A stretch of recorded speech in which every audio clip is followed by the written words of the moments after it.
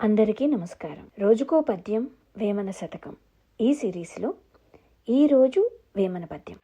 చిత్తశుద్ధి గలిగి చేసిన పుణ్యంబు కొంచెమైన నదియు గొదువ కాదు, విత్తనంబు మర్రి వృక్షంబునకునెంత విశ్వదాభిరామ వినురవేమ.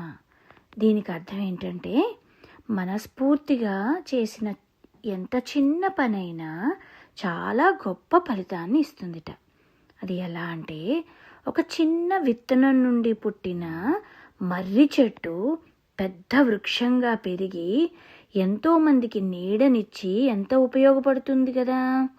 అలాగే మనం ఏ పని చేసినా, అది చిన్నదైనా పెద్దదైనా, ఒకరి మంచి కోసం మనస్ఫూర్తిగా చెయ్యాలి అని వేమన గారు చెప్తున్నారు.